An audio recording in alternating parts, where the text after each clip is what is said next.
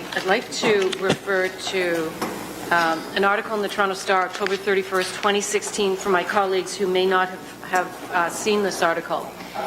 It begins with, the city is on the hook for tens of millions of dollars in unanticipated transit costs. Those revelations are in a city report released Monday. Now, these are excerpts from this report. Under the proposed terms, Toronto taxpayers would be responsible for the substantial operation and day-to-day maintenance costs of 3 LRT lines that the province is already building or planning to build on Finch West, Sheppard East, and the Eglinton Crosstown route. The report marks the first time that city staff have clearly spelled out that the province will not pay for the operation of the Eglinton Crosstown, Finch West, and Sheppard East LRTs. The city entered into an agreement with the province in 2012 for the projects, and a city report that went to council at the time said that Metrolinx, the provincial transit agency, would be responsible for their operation and maintenance, leading many at City Hall to understand the Ontario government would pay those costs.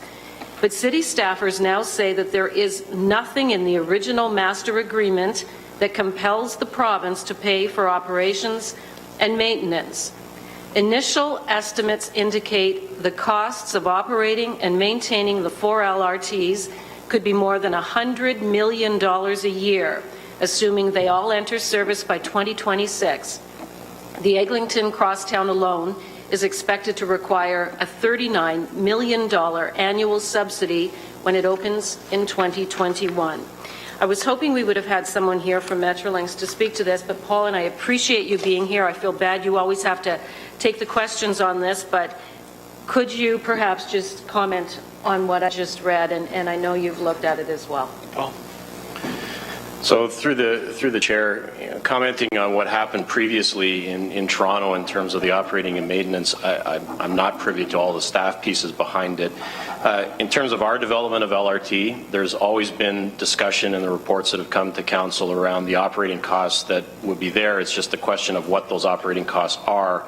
You don't know that until you actually have the design of the project and you go through the procurement piece of it. The only other thing, as we mentioned in our report, is that Toronto's projects are significantly different from an operating and maintenance perspective, primarily for 2 reasons. One is that sections of their projects are underground, and the other is that sections of their project actually have stations. So we do not have any stations within our LRT project. They're all stops. Stations are important in Toronto because they integrate other forms of transit and they require a deeper level of staffing and ongoing maintenance and operations that we simply won't have. These are very much, they're platforms and they're stops in our program. So those are some significant differences with the size of it. Eglinton, for instance, is at a gross level an $80 million annual projected operating and maintenance in 2022 dollars. Ours is not projected to be anywhere near that. Thank you for that. And can you clarify, do we know who is going to be covering the operating costs at this point, or could we wake up one day and say we are now going to have to cover the costs in the millions of dollars? I doubt it would be 40 million, but we don't know. It will be. It looks like it will be in the millions of dollars. Do we know? Have we determined who is going to cover the cost of operating the LRT? So through the chair, the province of Ontario committed to 100% of capital funding. They did not commit to 100% of operating dollars, and they've made statements to that effect in their provincial budgets. The exact amount of that is what we are going through the process around, and so the update we provided is, of course, that we will get to that stage prior to where Toronto was at. They're actually constructing, and they're still hammering these details out. You heard both Andrew and I chime in that that's not the case on our project. Before we have financial close with whatever the project co is or the bidder is to build this, we will understand and you will have the opportunity to sign off on that operating and maintenance agreement. The window we received through Toronto was a little bit of how those negotiations may go. And some of it is, I think, heartening to this council because you've asked questions, for instance, around gas tax. And so there was positive from a Toronto perspective, news around the gas tax. And the other thing was about life cycle costs and the fact the province in Toronto is saying life cycle costs, so those maintenance pieces of replacement, rail replacement, vehicle replacement, are 100% provincial costs. The operating costs that you're referencing from the Toronto article and that we reference is the ongoing day-to-day operating and maintenance. That's still to be discussed and negotiated. So if I could summarize, this article is accurate, and Toronto Council woke up and now they're going to be paying this $100 million in 4 LRTs. We still could very well be paying for the operation of the LRT, and if so, it's just a matter of how expensive. It probably won't be close to that because, as you suggested, the lines are very different, but it could very well be in the millions if you look at a formula. I've had some people look at it and they suggested it could be anywhere annually from $8 to perhaps even $12.5 million to operate. Do you have could you comment on that? So through the chair, I couldn't comment at the moment. We are trying. So our commitment is, of course, as we've said, the full operating and maintenance is until after the bids are open in 2018 because it's actually part of the procurement process.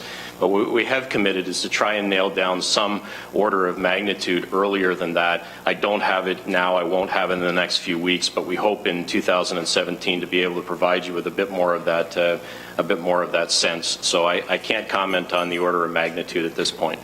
I will be asking perhaps direction to come back with a better idea of what this could cost us, and I think that's only fair that we should know. There's got to be some sort of indication with what is being presented in Toronto. And sorry, Paul? Through the chair, I just meant to add one more point to your very point. The only thing I would suggest is that occur after we have the design of the route. The major driver of operations, of course, is the number of stops you have in that piece. So if the timing of that, if we were to receive that direction, can align with when you would be signing off on the EA design for the LRT, that would allow us to be a little more precise in our numbers, because until we know what we're building, it's hard for us to factor some of those things in. Thank you, and thank you. Through the Deputy Mayor, I have another question. We called it initially when I was covering this whole proposal, it was the light rapid transit, bus rapid transit, but I understand now we're simply calling it light rail transit. Is that correct? So through the chair, the actual acronym LRT has always stood for light rail transit. It's actually a technology of rapid transit. Rapid transit is basically a basket of technology that can either be BRT, bus rapid transit, LRT, light rail transit, subway or SkyTrain, and some are suggesting gondola fits into that in the future, but generally it's the first 4. Thank you for that clarification. Is under the current plan and with additional stops that we're now considering, is this route now going to bring passengers to their destination quicker, faster than what the buses do right now? Will it be a faster route, or are we back to, no, I'm sorry, I'm speaking? Or are we, it's an important part. I'm trying to find out how much we're going to be paying to maintain a service that may not be any faster than what we have on the roads today. May I ask you, is it going to be any faster? This is about... Okay, hold on. Councillor Green, what's the point of order? Hasn't not this been rehashed and GIC's passed and LRT subcommittees passed? These questions are redundant. We've gone over this stuff. We're going into time now. We're going into time of delivery of service, which was covered months ago. But that's not really a point of order. We put 8 hours in here today. Technically, it's not a point of order. So Councillor Scully, you have the floor. We have a new stop, I understand, so it has not been covered. Is this any shorter in terms of the passenger time from point A to point B? So through the chair, on first day of operations for LRT, this will be a more rapid way of moving along the line than the bus service that would have been there in 2024. Today, the bus service varies. It is essentially the same at the fastest point that our express bus moves across the city. We're aiming for that time. So for our transit users in the future, they will know that 10 years, 20 years, 40 years down the line, their fastest travel time will be protected by the LRT. The addition of the stops does not significantly change our running time. In fact, the original EA that happened in 2011 had 15 stops. We took it down to 13. We're back up to 15, so it's well within the wheelhouse that we were projecting of around 25 minutes. And again, if you could refresh my memory, the savings in time is? So through the chair, the savings in time right now varies. It varies because of traffic. Just but the fastest travel time for the buses is approximately the same now, 25 minutes. So it's not really a savings. Okay, let me just move on to my next point, and it's more of a question I would like to make through the Deputy Mayor to my colleagues around the table. Are we willing to accept operational costs in the millions of dollars for a system that runs 13 kilometers and really doesn't save passengers that much time, if any at all? If we are, will we put a cap on how much we are willing to pay to maintain this? Or are we simply going to say, if it costs $30 million a year to operate, so be it? And that's something I think that I would like to put out there. I know that the mayor is looking at me like I'm crazy, but I think we need to know what the operational costs are and whether or not we want a cap on it. That's my point. Thank you very much. Okay, now we have Councillors Partridge, Green, Whitehead. Hold on. This is the list I have. I have Councillors Partridge, Green, Whitehead, Ferguson, Conley, and then Mayor Eisenberger. So, Councillor Partridge. Yes, thank you, Mr. Deputy Mayor. And my question, the Light Rail Subcommittee 821, this is a report that is attached to it, and I believe it's the very last one on the back, and I just have a couple of questions. It's with regards to the dedicated staffing for Hamilton Light Rail Transit. And through you, Mr. Deputy Mayor, to Paul. Paul, I'm hoping you can just help clarify a couple of things for me. The recommendation that was passed is that the dedicated staffing and support positions listed in Appendix A to the report be approved, conditional on Metrolinx's funding approval and a zero net levy impact to the city, which is great. But then further down, it refers to, in the last paragraph, that Council approved 12.75 dedicated staff and 4 support staff in the 2016 budget. And so is it now those staff that the recommendation has been for Metrolinx to find the funding for? Through the Deputy Mayor, a great question, and the answer to that is no. Those positions are, it's a new staffing complement that increases those positions. So those positions were in place, fully funded, and then we're adding to those with some new positions that are required to tackle the work that was mentioned in. So that historical piece, you already saw that and approved that. That was in there just to highlight what we had already done. Those people remain in place. I'm one of those people, for instance, and then we've added to that complement to come up to the 23.6. Okay, so I just need, again, more clarification. So on the attached page, the very last page on the report, it does have 18 dedicated staff positions and then primary support staff of 4 for a total of 23.6. Correct? Correct. The Deputy Mayor, correct. All right, and so just bear with me. Are we now adding, does the 23.6 include the 12.75 and the 4, or is the 12.75 staff and 4 support staff in addition to what is on this list? Through the Deputy Mayor, it includes those positions, so it's not in addition to the 12.75 plus 4, it incorporates all of those positions into one. So it's an increase of the difference of that, which is, what, 8 positions or so.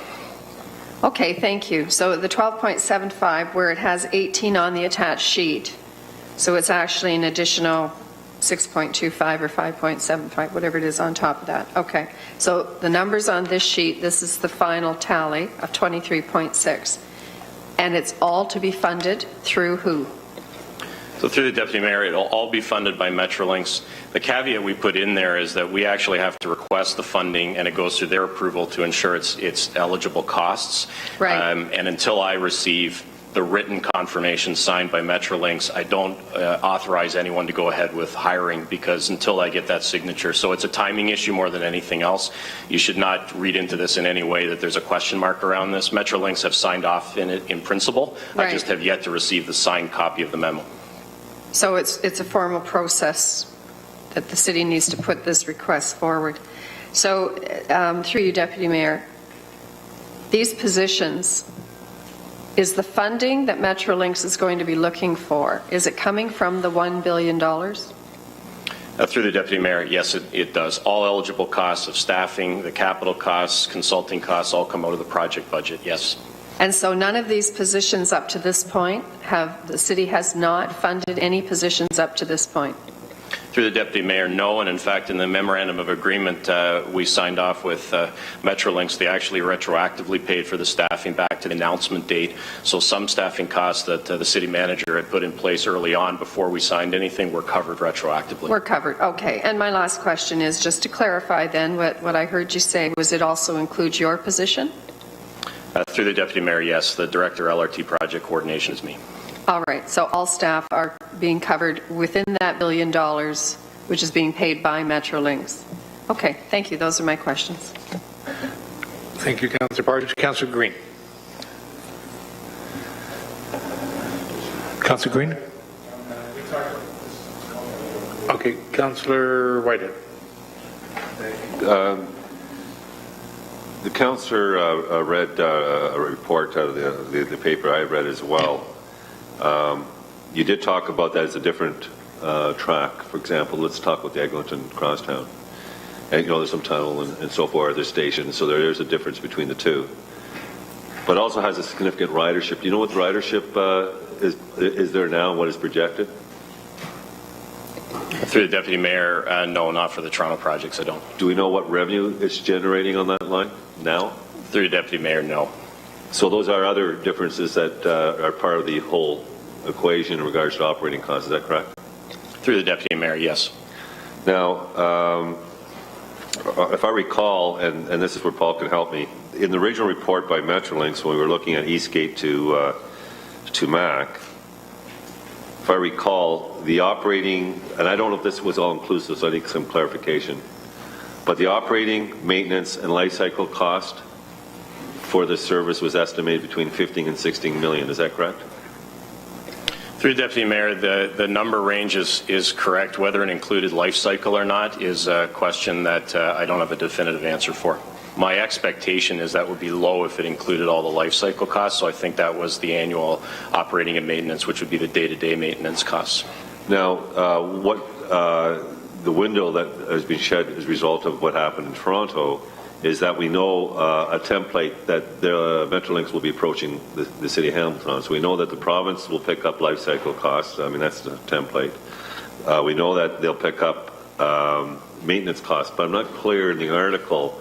They had distinguished two different sets of maintenance costs. Day-to-day maintenance would actually be Toronto's responsibility. Is that correct?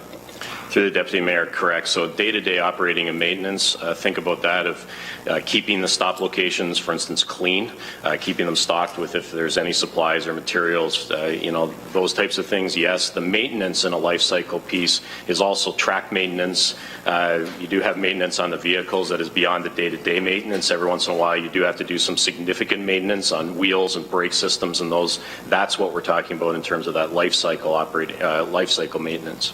So I just wanted to provide the clarity now, because that does open a bit of a window again in regards to the start of the discussions and what template or what precedents they set in regards to the arrangement they entered in with Toronto, which would help and facilitate our understanding of what those implications are. There's one other anomaly here, and I'm not sure how it's being addressed.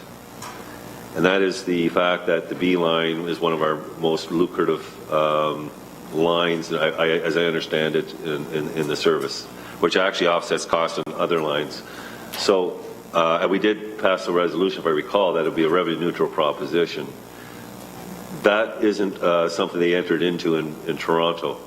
How are we going to, what is the strategy around that issue in regards to the revenue currently generated from the line and how we address it? So through the Deputy Mayor, I mean, the good news is the window we did get in Toronto in their term sheet is that, essentially it's like operating transit today. The municipality keeps all the revenue and the municipality is responsible for the day-to-day operating costs. So that I think is helpful in terms of our negotiating strategy. It's pretty clear: keep everything that's really good and try and get a better deal on the things that aren't. So then, I think what I'm hearing is, if the ridership isn't there, if we don't meet those targets, then there's a bigger risk in respect to the city, because the operating cost is again being estimated in the millions compared to, I think, what's costing now. It's now $5 million. So, is there a bigger risk with that formula? Through the Deputy Mayor, the size of the risk, I wouldn't be able to get into that now, but certainly, as with all things, if we're looking at revenue to offset our costs, just like transit today, we're going to have to, be clear in our budgeting around that. So you're going to let this council know what tools you need when you go into those negotiations to ensure that you got all the leverage that you can possibly get politically to support you to negotiate the best deal. Through Deputy Mayor, absolutely. And, I think some of the things at the LRT subcommittee, just to bring other members of council up to speed on that, are also that we don't want the backstop of potential operating and maintenance discussions to also degrade the service. So service standards and targets are also very important.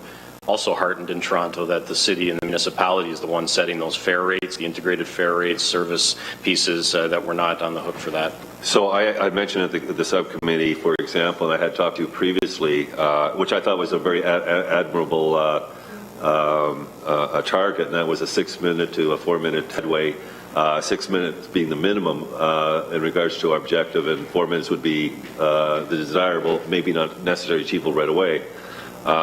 So by us actually moving resolutions at the appropriate time and before you go into negotiations, we can set some of those standards in that discussion. Is that correct? Through the Deputy Mayor, absolutely. And the last piece I was going to ask about is the timelines. So when we did the comparison, I mean, I use the argument, and I understand it. We can't predict necessarily the kind of congestion that we may have how many years from now in respect to slowing the current service we have. That's all speculative, and there's not exact science. So the issue really here is about by making this investment, we'll be assured of a predictable timeline to deliver service for 4 years and beyond. Is that correct? Through the Deputy Mayor, absolutely. The semi-segregated element of LRT ensures the protection of that travel time. Okay, those are my questions. Thank you. Thank you, Councillor Whitehead. We now have Councillor Ferguson. Thank you. I just want to help Councillor Scully get her head around. I'm not sure it's as much of a boogeyman in this operating side as maybe the Toronto papers are making it. I don't know the Toronto situation. What I do know is what I saw in Charlotte, Portland, and Calgary. And it was quite interesting because I would assume, first of all, through you, Mr. Chairman, to Paul, that if we had to have to operate it, we get the revenue also. We get the toll fare, or the fare box. So through the Deputy Mayor, who actually operates it and how revenue is achieved are two separate matters. We could still receive the revenue even if HSR, for instance, isn't operating it. So under the model that we're currently looking at, with it operated as a third party, we could still be negotiating and ensuring that revenue comes to the city, right, that we don't lose the fare box or the non-fare box. But you can apply that revenue against the operating costs, I guess is where I'm going. And what we saw in Portland, Charlotte, and Calgary, it was almost the same to the penny. And that was quite a while ago now when the mayor and myself and some others went down.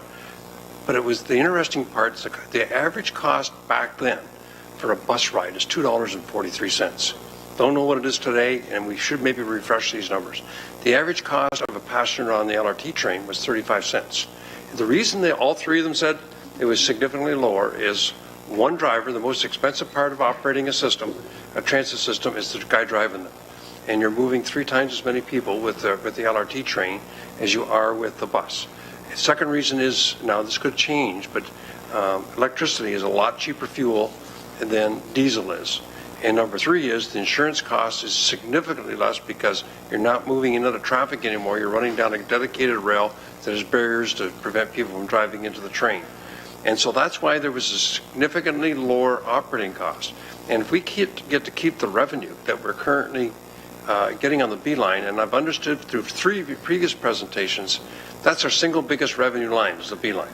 It's the buses run full, they're paying full tab on the fare, and if we get to keep that revenue and the operating cost is significantly less with rail than it is with buses, it may in fact be a profit center. I don't want to say that for sure, but I think we just need to refresh those numbers through the 3 cities of similar size, Charlotte, Portland, and Calgary. Compared to Toronto, I don't want to say Bogota, I compare to Bogota, but you need to compare to cities of similar size with similar systems, no subways, no fancy stations. They're just close up. So through you to Paul, would it be possible to get an update on those numbers from those 3 cities? Cost per passenger for a bus, cost per passenger for train, and we know what our revenue is because we know what we currently charge. I believe the ride in the train will be the same as riding on a bus. So can we get those comparators just to give us some comfort so we don't hear these $40 million numbers floating around anymore? Paul? Through the Deputy Mayor, yes, we can do that. And to the second piece that was thrown out there, yes, our position is that this would be a seamless ride for transit users, so you would transfer from bus to LRT. And the final piece is we are keeping our eye on Kitchener-Waterloo. They are building a system that is very similar to ours in terms of it's operated by a third party. It's a design, build, finance, operating, maintain approach. They will be up in operation within a year or 2. And so we're going to keep an eye both on their operating and maintenance agreements and how they approach some of these issues as well. And they're again, in that similar size category too. But just, to help with the sweaty palms, I think it'd be good just to get those, because it certainly helped me when I saw that in those 3 cities, to get those comparators again on cost per ride for the train, cost per ride for bus, just to give us some comfort level on this operating cost so we're not running into this blindly and throwing around big numbers that may or may not be factual. Thank you, Mr. Chairman. Thank you, Councillor Ferguson. We have Councillor Connolly. Just one simple question, I think. When we add, if we add stops to it, and I know Bay Street might be added, is that cost covered in the Metrolinx, or is it because it's an extra? If it is, does it? Are we responsible for those costs for the added stop? So through the Deputy Mayor, the stops that are under discussion at the moment are all going to be covered if they can be accommodated within the project budget. So it's the Metrolinx $1 billion. So Andrew and I have discussed that, and it would be part of the project budget. And if other stops are added, I'm just generally speaking, if we add 2 more stops, I don't know what we're going to have if it goes through. They're going to be responsible for any stops that have been added to the line. Is that true? Through the Deputy Mayor, the budget size is the budget size. So I think what would happen is some of those would be contingent on the ability for it to fit within the budget envelope. And the same might be true for both Bay and Gage. We do need to run those through our cost models as well. So all of those fit into the budget models. But our goal here, Metrolinx is not saying, hey, for every addition that comes in at this point of the process, this is a city cost. Absolutely not. These are all costs that would be covered under the project budget, 100% capital funded by the province of Ontario. Thank you. Thank you, Councillor Connolly. Councillor Pearson. Thank you, Mr. Deputy Mayor, and certainly previous speaker raised one of the points I was concerned with. So I guess the bottom line is the pot is $1 billion, and whatever we fit in that pot to complete, that's what we get. Correct? Through you, Mr. Deputy Mayor? Through the Deputy Mayor, yes. That's it. Okay. So, and I just want to go back to you because I'm a bit confused with the design, build, operate, and maintain. Because in presentations, and I tried to pull up my laptop to see if I could find some of the reports, but I don't have them here. I have them in hard copy in the office.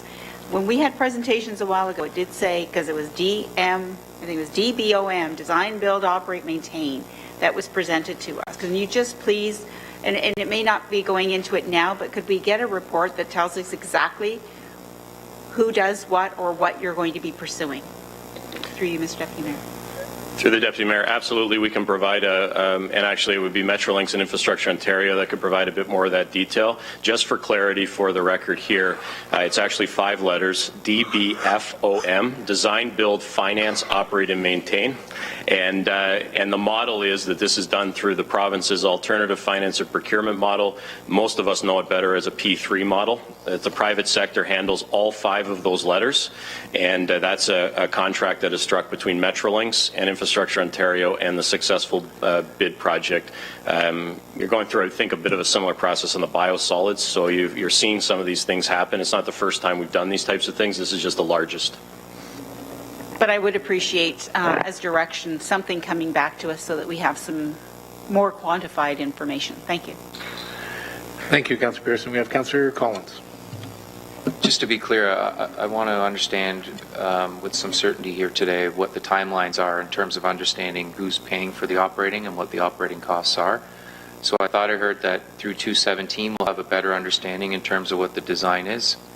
And then, of course, we heard we'd have more certainty once the tenders are in 2018. And my fear is that this cost, in light of what's happened in Toronto, in light of the fact that the Premier, as you know, Mr. Chairman, is not looking to make the citizens across Hamilton or the province any more angrier than they are with the hydro situation that we have. So I'm wondering, in terms of the cost certainty, when are we going to have an idea in 2017? And when will we have a firm understanding as to who's paying for the operating or what proportion is divvied up between the 2 levels of government? I'll leave it at that for now, if I could. So through the Deputy Mayor, the only certainty I can provide is that once the bids are open, which is probably at the tail end of Q1 2018, that's when we would have the sort of final numbers in place, because we would know what the third-party operator is putting forward as an operating model.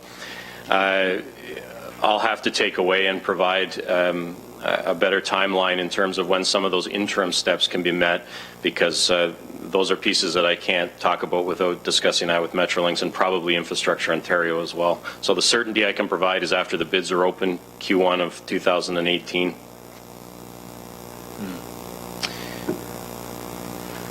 And we believe that the province is going to meet those deadlines at Q1 18. I mean, they're going to be knocking on doors in Q1 18 or Q2 18, and we believe that they're going to release that information in terms of cost prior to the election being announced. Through the Deputy Mayor, the direction that Metrolinx has received is that before financial close, they need to have a signed operating and maintenance agreement with the City of Hamilton. So we need to know those pieces of information. We are on time in terms of our overall project, and so we're still confident we're going to meet those milestones. In Toronto's tenders had closed by the time they disclosed that they're not funding the operating portion? Through the Deputy Mayor, no. They were negotiating operating and maintenance while the construction was going on of their LRT projects. So this is a different approach that's being taken with the Hamilton project. They want it sooner with us, to be clear.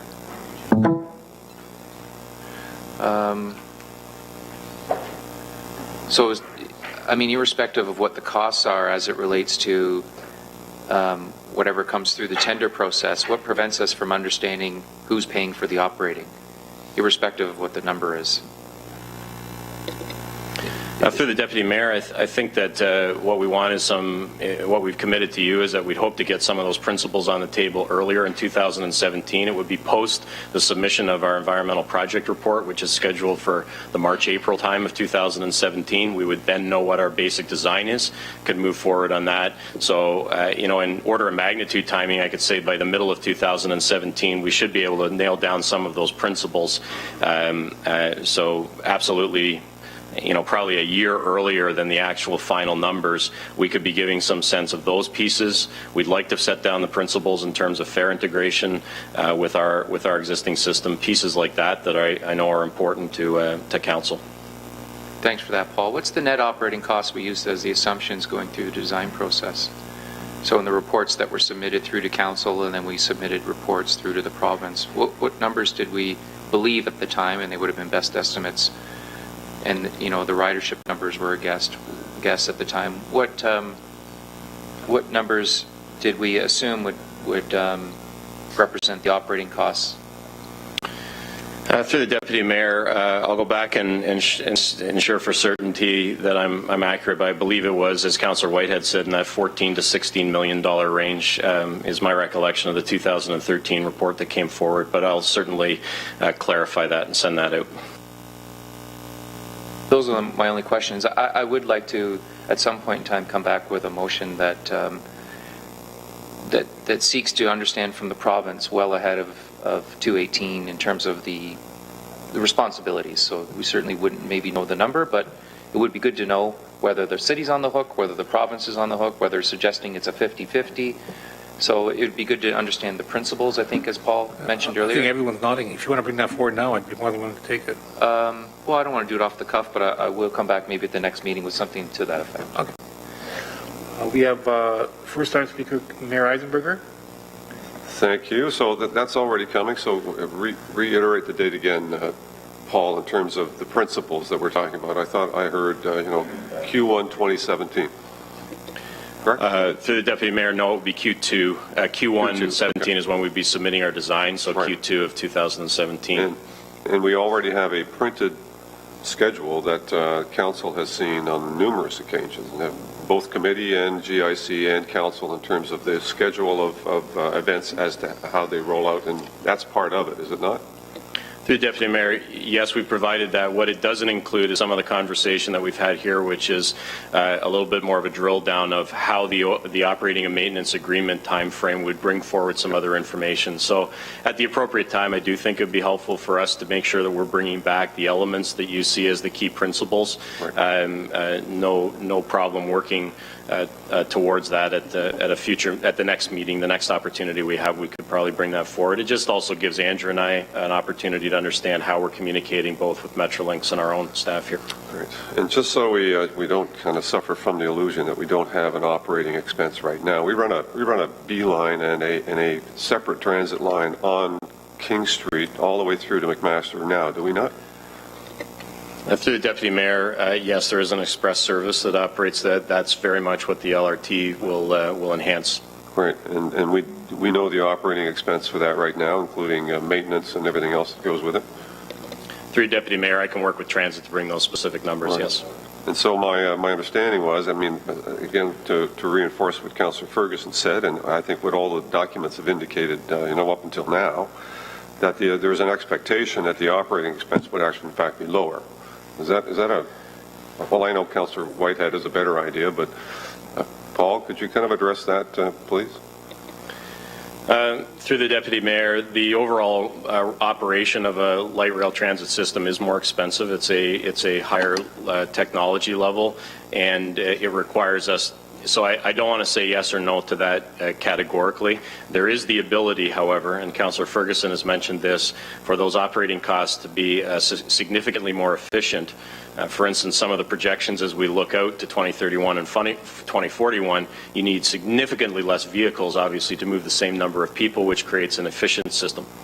Right. So over time, we can expect that the efficiency of this system will outpace the current bus transit system that we currently have in place. Through the Deputy Mayor, yes. Thank you. Okay, thank you, Councillor Freeman. We have second-time speakers, if everyone feels really it's necessary. But Councillor Whitehead? Just for clarification, I'm glad the Mayor sorted that out. Councillor Ferguson, when you throw a number like 35 cents, let's be clear that it's not even close. I've looked at let me finish. Calm. When you look at the projects right across North America, it's based on a full capacity hourly, based on operating costs versus ridership. Optimum, yes, you can get to the 35 cents. No question about that. Here's the problem. And we just heard from Paul that the cost is actually higher. But from an efficiency point of view, if you hit those ridership targets, you have the potential of dropping the overall per passenger cost down. Now, last time I looked at Portland, just one line, 385 is what the cost is because they don't have the ridership. So so it's a tricky question when you put it out there and say it's 35 cents, when the reality is that you got to look at how many trains you're running, What's the capacity and the ridership that you're building into that system? What is your hydro rates? When you take all those things in consideration, the key here, if we hit the ridership targets, over time, the impacts will be less. If you don't hit the targets, then this council and these taxpayers are at risk. That is why it's so important to get the projections on the ridership right. Because, and I can cite example after example after example of where those costs, in fact, I met with Metrolinx and asked them, what is the cost on this system? And in one of the reports, they had it at 90 cents, and they lowered it to 40 cents, and I think Paul remembers this. And then I said, well, where are you getting these numbers? And I pulled these other numbers out, and they said, well, when you look at the optimum and ridership, that would determine the cost per passenger on that train on a given ride. So I just want to, I like to deal with facts. I mean, I'm trying to make this work, but I don't want to put false hopes out when we know what the numbers are telling us. And the numbers are telling us that it's critical to get the ridership if you want to get that efficiency. If we don't get that ridership, then no question, our taxpayers will be exposed. On a point of privilege, because you need... sorry, in Kitchener-Waterloo, Paul, is it 22 trains in Toronto? No, it's 12 trains in Toronto, or Waterloo, is that correct? Through you, Deputy Mayor, I don't know that offhand. And in Hamilton, we're looking at what, is it 11?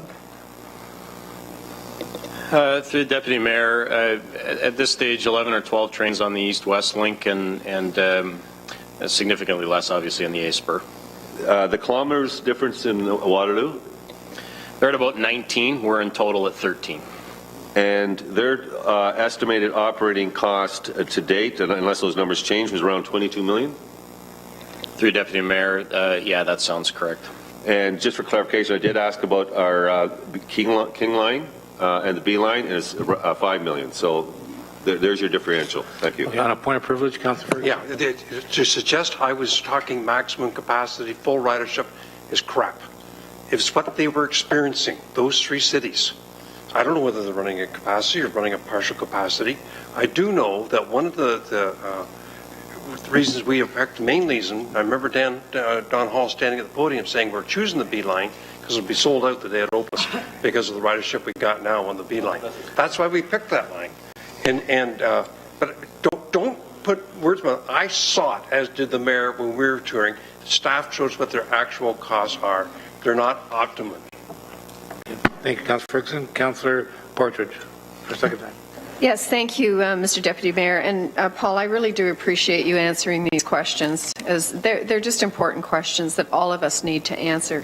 With regards to the tender documents, and here's where I'm a little bit confused. Is I understood that when the tender documents go out, and they're being worked on right now, is that correct? Through the Deputy Mayor, yes, that's correct. So the tender documents are going to go out, and the bid is going to request that the operator or whoever applies for the bid is going to look after the design, the build, the operating, and the funding. Is that correct? Through the Deputy Mayor, and the maintaining, yes. Thank you, and the maintaining. And so, Mr. Deputy Mayor, I thought I heard earlier someone say that the HSR would still get the revenue from that line. And my challenge is, if a tender document goes out requesting the design, build, operating, financing, and maintenance, and they're not going to get any revenue from this line, I find that hard to believe. So through the Deputy Mayor, that's the negotiation we have to have on operating and maintenance. There's a number of different ways you can approach it, and one of the ways absolutely is the municipality retains the revenue. And part of the reason we want to do that is that we want to also retain the ridership numbers from a gas tax perspective. You hand over the ridership numbers, you're also then lowering the amount of money we receive in gas tax with the gas tax portion that's calculated on ridership. So there are some obvious advantages to keeping that as a municipal piece, which would then potentially have us, contributing in some way back to Metrolinx and to the third-party operator. So there's a number of ways you can do it. Right. And so I think that the point was asked before, we need a bit of an update around what this procurement model looks like. And we also, of course, have had the direction to have a discussion around who does operate this. And we're going to bring that back in January. And because that could impact, that's going to come to GIC based on also the motion that I think you brought forward, Councillor, in terms of where things go. It would come to GIC in January. Right, we need to nail this down so that you're clear on the procurement model and you're also then clear on what we would be negotiating as we move forward on operating and maintenance. But I can tell you it could work either way. It does not preclude us from receiving the revenue if we go with the DBFOM model. Okay, and I understand all that, but the tender, so yeah, everything you just said, so the tender documents, so when it comes down to negotiating, and this is where I have a difficulty, if we're going to be negotiating the operating, and yet the tender documents are going out specifying that whoever submits a tender document, a bid, has to cover off the design, build, operating, funding, and maintenance. So if that has to be included in their bid, how are we negotiating after the fact? And if we're negotiating after the fact on the operating portion of it, and HSR gets the funding, then we're going to be paying money back. That's the City of Hamilton paying money back to the operating. Potentially, that's what I heard you say. So through the Deputy Mayor, potentially, because you'll have expenses to operate the system and revenues that are coming in and other factors to consider, no different than we do on transit today. And so in this case, the procurement model has someone that is not part of what I'll call our city budget process, actually operating it and maintaining it. But the negotiations on how we work that out, which is something that we are starting now, but it goes back to the point of why we can't actually give the final numbers until the bids are opened, is that each consortium that is working on this will have different ideas on how the operations can work, and will also have different cost structures on how those operations will work depending on who's part of their consortium. So we can do some principled things. We can be saying to Project Co, for instance, this is an integrated fare service, so don't come to us and say your operating model is a $6 a ride once you get off the city bus and onto the LRT, because we're not on for that. So we can put some of those things in, but ultimately we have to wait till those bids come forward to understand the full impact of that on our negotiations. And Paul, I really appreciate the answers that you're getting, and this is why I moved the motion to have this information come straight, because we're going to be asking these questions and we need to have this information, and it is important that it comes to GIC and that we deal with it at this table. But what I just heard potentially is that there is going to be a cost, whether it's money coming to us and we flush it back out the other side. There is going to be money that the City of Hamilton needs to pay for the LRT. So it's just, that's what I heard, and I just think we have to be really, really upfront about this. And I appreciate the comments and the questions from previous councillors as well. This is a hugely important project. And there's no point in people losing their tempers around the table and getting upset. And you know what? That's why we're here. We are around this table to ask these questions on behalf of all the residents throughout the City of Hamilton, regardless of where they live. We represent them. And I'm going to keep asking these questions, and so is everybody else. But Paul, I really appreciate that you're on this file and that you're able to provide only so much information. And again, we don't have Metrolinx here. So I absolutely appreciate that. Thank you very much.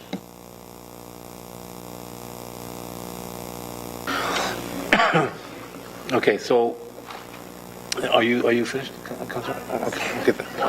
Okay, Councillor Green.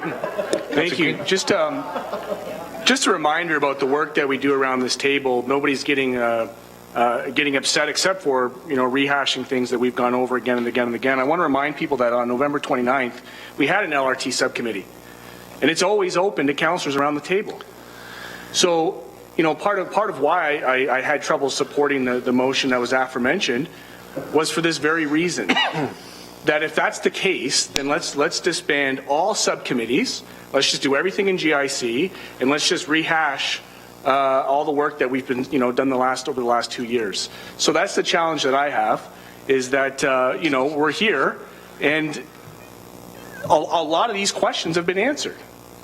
So I'm going to put the invitation back out there for folks that are genuinely concerned about the good Hamiltonians across the city, regardless of where they live, if they're interested in this file, to come on out to the subcommittee and be a part of the conversation there, so that when we bring these agendas through, we can do it in a way that doesn't take additional time to rehash things we've already talked about.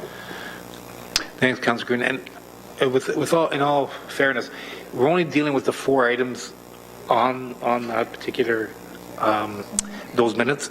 The operating agreement is not on the agenda. I allowed the discussion to go forward, but technically we shouldn't have even been speaking about it. And I thank you, Mr. Chair, Mr. Deputy Mayor, very much, but there's no point in attacking each other because we raise questions. Thank you, sir. I've been shut down before, unfortunately, and I actually treat people the way I want to be treated. So I allowed it to go forward. So having said that, we now have, I believe, no further speakers on this item. Oh, we have a third time, I believe, Councillor. Second time, Scaling. Thank you. And I would, I just wanted clarification. So, Paul, through the Deputy Mayor, once we go through the procurement process and we start receiving these bids, we are not bound by anything. If we determine that the cost of operating the LRT is too onerous, could perhaps be 1 or 2% increase in our taxes, whatever the reason is, we choose that it's too onerous, are we bound in any way to the contract, or can we get out of it? Is there that exit strategy? Through the Deputy Mayor, this council needs to endorse the operating and maintenance agreement. And so that will come to you. There's no forced hand. This is not a consent item to which you can provide input, but ultimately we will be bringing a recommendation forward around operating and maintenance to you, to which you need to agree to, and we need to execute as a City of Hamilton with Metrolinx. So, thank you. And further to Councillor Partridge's comments, I think that this is a hugely important and very, very, very expensive initiative for the City of Hamilton. And I don't think it's unreasonable to weigh in on all of these developments. One of the reasons why I believe that it shouldn't be part of a subcommittee but should be coming to GIC. I don't think it's fair, Paul, that you should have to field all questions that should be answered actually by someone from Metrolinx. And I would ask perhaps that in the future, when something is coming before us that has been dealt with at the subcommittee, that we ask that a representative from, I don't think it's fair that you have to carry the weight on all of this project. It's just unfair. You've been doing a great job, but we need to hear from representatives from Metrolinx as well, and perhaps we could extend that invitation to them. I'd appreciate it. Thank you. Those are my questions, my comments. Thank you, Councillor Skelly. Now, no further speakers on. Oh, sorry, Councillor Jackson. Mr. Deputy Mayor, I'm a little confused. About a month ago, a member of council put forward a notice of motion to abolish the LRT subcommittee, tabled it, and then I thought at the last council meeting, and help me recall correctly, I thought we allowed the LRT subcommittee to continue, provided anything with contracts and that would come back to GIC. So I'm not sure why we're talking about potentially abolishing the LRT subcommittee at this time, when I thought all of us at the last council meeting agreed to let it stay, but within whatever format to continue allowing its existence, but on that major contractual stuff that it would ultimately come to GIC. So I think we should just continue to proceed on that dual path. Thank you. Just want to allow everyone an opportunity to speak on any given issue. Yeah. Now, having said that, we have now the item that's before us, which is 8.21, moved by Councillor Aidan Johnson, and seconded by Councillor Green. All in favor? Carried. Mayor Eisenberger, you have a motion that you'd like to bring forward? So I just want to speak briefly on the issue of the length of our GICs and the volume of stuff that we're dealing with on an ongoing basis. So I would simply ask the governance committee to have a look at, by motion, to have a look at the mandate for GIC. Oh, I'm sorry, Mr. Mayor. Yeah. I thought it was related to the LRT when you mentioned No. it. So can we wait till we deal with the other motions? I apologize. Sure. Okay. Yeah. Yeah. So you moved to, so 8.21 is moved and it's seconded. All in favor, carried. Now we're on to motions. On 9.1.